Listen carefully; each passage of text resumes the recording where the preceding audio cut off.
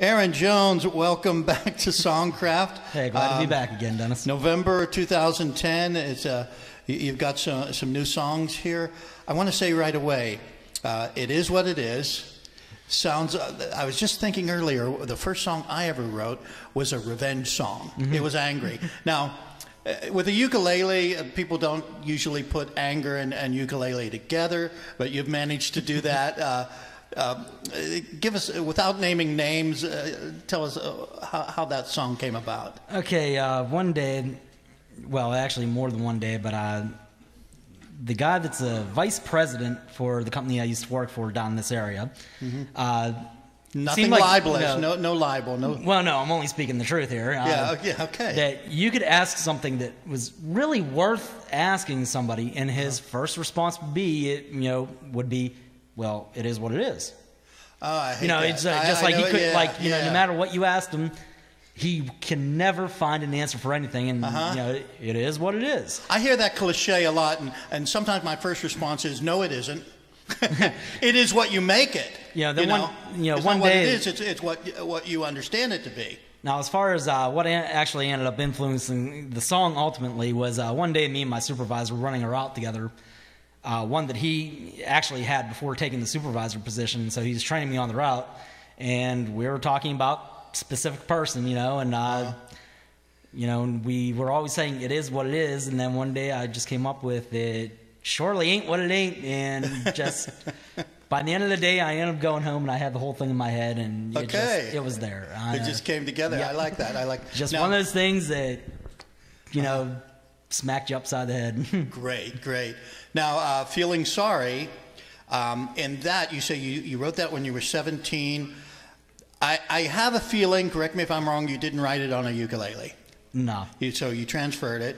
It still holds up. It was a guitar tune. Yeah, it was guitar. Yeah, it was a guitar tune. I never really been that great of a guitar player. You play a mean bass. Not a bad bass player. Yeah. But that's just one of those songs from that time that I actually wrote completely. That I actually played something on guitar that could still stand out on another instrument. It's got that complete sentiment, right in there. And when you were singing, I kind of felt, yeah, these are sort of the feelings a 17-year-old has. Yeah. Too. When you went back to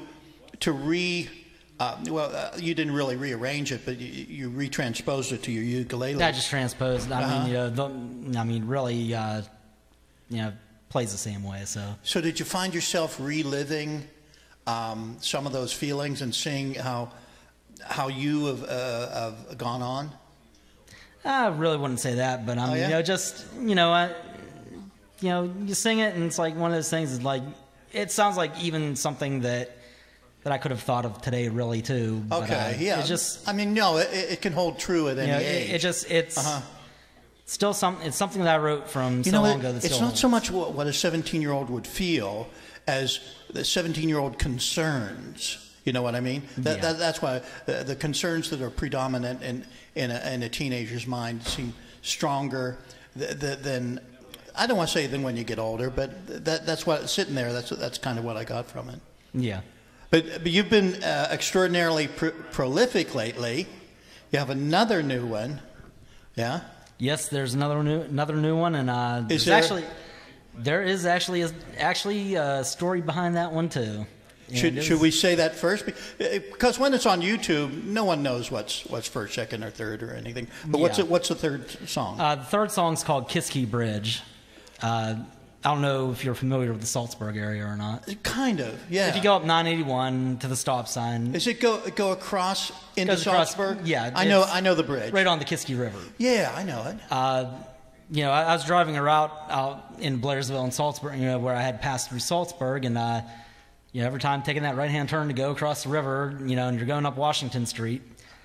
Now, if you look in town in Salzburg, they have basically megaphones and little wooden footballs hanging up on the telephone poles and on the sides of buildings that has names of the senior cheerleaders, the senior football players. I've never noticed that, but I'll take your word for it. But whenever I'd get to the corner of Washington and Salt Street, which, Salt Street's that first stop sign across the bridge, I just kept looking up, and catty corner to where I was sitting, there was this megaphone with the name Alyssa written on it. Well, what was the name? Alyssa.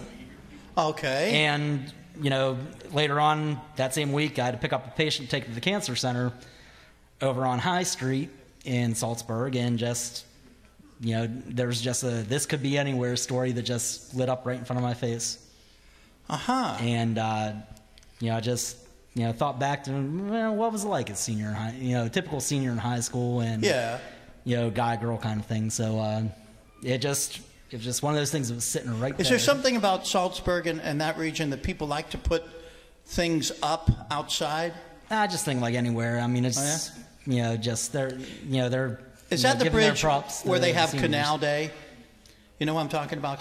You know what? It probably is. You know Canal Day? I really don't know, but one day it probably is. That they have something called Canal Day. I swear to God, this happened like maybe 10 years ago, and the C on the sign Canal Day fell off. So you had Anal Day. It was, and that's the whole story. Yeah, that's all I got. That's all I got. But it really happened. Yeah, and few people up there seemed to notice though. It just didn't, It was all the same to them. Yeah. I'll let you do Kiski Bridge now. Okay. And thanks again for coming, and thanks again for getting these up. We're going to get those up there, and people are going to vote on them. I think they're great. Aaron Jones.